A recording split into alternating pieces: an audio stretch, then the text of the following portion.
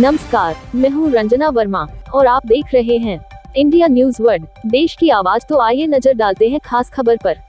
बस्ती, उत्तर प्रदेश। श्री अंबिका सिंह ने कहा, जब से होश संभाला है कांग्रेस पार्टी के तिरंगा लेकर चल रहा हूँ, कोई दल बदलू नेता नहीं हूँ। जब से कप्तानगंज अन्य पार्टियों के जनप्रतिनिधियों के हाथ में गया है, तब से आम जनता की सुख सुविधा भी उपलब्ध नहीं कर पाए है। सड़कों और नहरों के नाम पर जनप्रतिनिधियों और अफसरों की मिलीभगत से काफी लूट खसोट हुई है। जनता यहाँ विकास के लिए तरस रही है।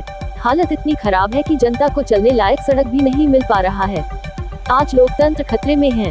वर्तमान सरकार लोगों को तमाम बहकावे में लाकर फिर से सत्ता हासिल करना चाहती है, किंतु जनता अब छलावे में नहीं आने वाली है। यदि जनता हमको इस बार मौका देगी तो हर तबके के लोगों का विकास करने का मेरा पूरा प्रयास आखिरी दम तक रहेगा।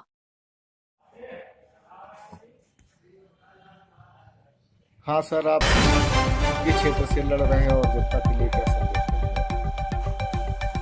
कप्तान 30 वर्ष से चुनाव लड़ रहे।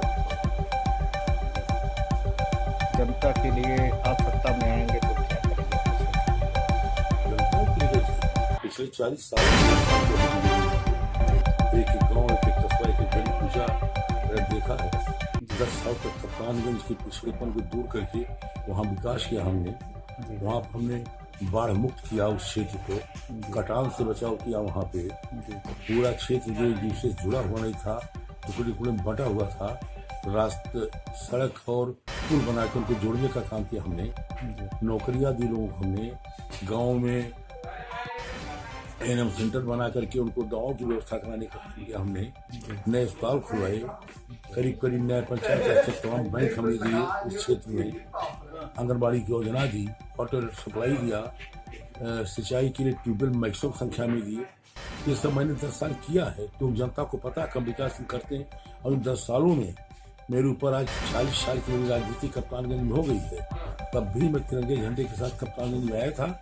आज 40 साल 42 साल बाद भी मैं तिरंगा लेके ही चल रहा हूँ। बीच में दल बदल करने के बारे में कल्पना नहीं की। पार्टी ने आपको काफी बार अवसर दिया है। 1980 में पहली बार मैं चुनाव जीता हूँ और 85 में जीता हूँ। अब की बार चुनाव जो आप लड़ रहे हैं, किस बात का है? देखिए, चौथी बार का। चौथी बार है जी। ये मैं लड़ रहा हूँ। 2 लड़ चुका, तीसरा, चौथा, पांचवी बार है। जी जी। और बाकी आप अपनी पार्टी की तरफ से जनता को क्या संदेश देना चाहते हैं? संदेश ये है, कल मैं दूर दौड़ा कर रहा हूँ जी। कांग्रेस से जाने के बाद पूरे कप्तानगंज विधानसभा में जो सड़क जिस हालत में छोड़ के मैं चला गया था, आज उससे बदतर हालत में है। जो आप चल नहीं सकते, निकलने का रास्ता कहीं नहीं है। विकास अवरुद्ध हो गया। 30-35 सालों तक वहाँ जनप्रतिनिधियों ने खाली क्षेत्र को लूटा है।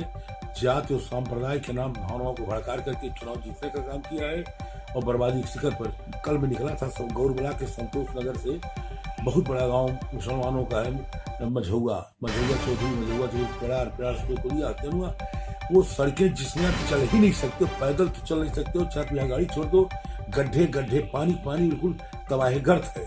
और जबकि ये तमाम मुलायम सिंह की सरकार थी, जो अपने मसीहा बनते मुसलमानों की, मायावती की सरकार थी, भाजपा तो आ जाई है। इन 32 सालों में एक भी काम कहीं नहीं हुआ है। लोगों ने कप्तानगंज के पैसे को लूटने का काम किया। हमारे जमाने में एमएलए का बजट नहीं था, कोई एमएलए नहीं थी, विधायक नहीं होती थी।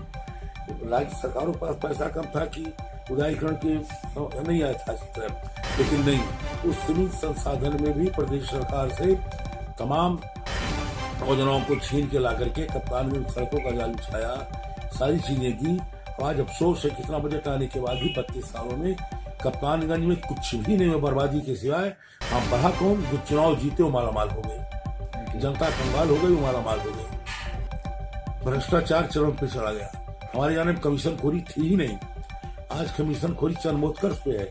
आज वहाँ की जनप्रतिनिधि विधानसभा और पीडब्ल्यूडी और सिंचाई विभाग के जो काम होते हैं उनमें भी कमीशन वसूली का काम कर रहे हैं। इससे दुर्भाग्यपूर्ण स्थिति और नहीं हो सकती।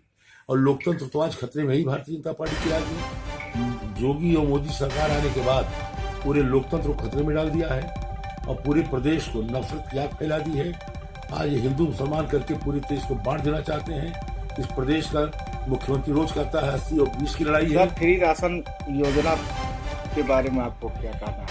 फ्री राशन की योजना ये फतूर लोगों का झूठ है। राशन की औकात तो पैदा हुई इंदिरा गांधी, 60 करोड़ आबादी थी इंदिरा गांधी के जमाने में।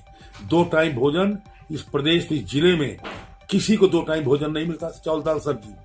तब इंदिरा गांधी ने बैंकों का राष्ट्रीयकरण किया, लोगों को, किसानों के लिए खजाना खोला, लोग ट्रैक्टर खरीदना शुरू किए, पंपिंग सेट खरीदना शुरू, धरती का सीना चीर के पंप सेट दिए, ट्रैक्टर्स दिए, नए नए कारखाने हमने लगाई, को हमने कृषि विश्वविद्यालय दिए, फैजाबाद में दिया, आचार्य नरेंद्र विद्यालय, चंद्रशेखर आजाद यूनिवर्सिटी हमने कानपुर में दिया, हमने पंत यूनिवर्सिटी दिया, पंतनगर में नई बीजों की इजाद किया।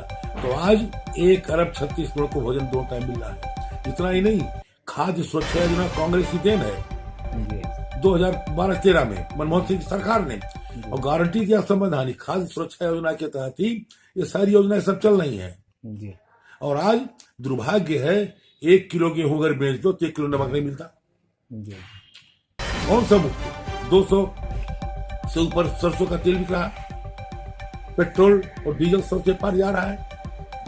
सीमेंट और सरिया कीमत आसान कोई घर बना सकता, 3600 की सरिया 6500 बिक रही है। गैस जो हम 350 में देते थे आज 1000 ऊपर बिक रहा। कैसी मुफ्त की चीजें को खाली भावनाओं से खेल रहे हैं, जिससे घर में एक मोटरसाइकिल नौकरी बता दे, कोई इलाके में नौकरी किसी मिली नहीं, बेरोजगारी क्या है, पढ़े लिखो तो छोड़ दो। और इस देश के प्रधानमंत्री निकम्मा कहता कि पकौड़े तलो। कितनी बड़ी दुर्भाग्य, आज गाँव में अपने बच्चों को पढ़ाने की स्थिति किसी की नहीं है, इतनी पूंजी किसी के पास नहीं है कि बच्चों को पढ़ा सका हो। तो निजीकरण पर आप क्या रहे हैं? टोटल निजीकरण की तरफ जा रहे हैं और इस देश को कुछ चंद व्यापारियों के हाथों बेच करके इस देश को गुलाम फिर उसी तरह बना देना चाहती है। ईस्ट इंडिया कंपनी गुलाम देश हुआ था, उस अडानी अंबानी का गुलाम मोदी की सरकार बना देना चाहती है। उससे निजात पाने के लिए जनता को इस भ्रम से निकलने जाती है, धर्म की रक्षा करती है। देश संविधान चलता है और संविधान की धज्जियां जुड़ रही हैं। जी सर, धन्यवाद।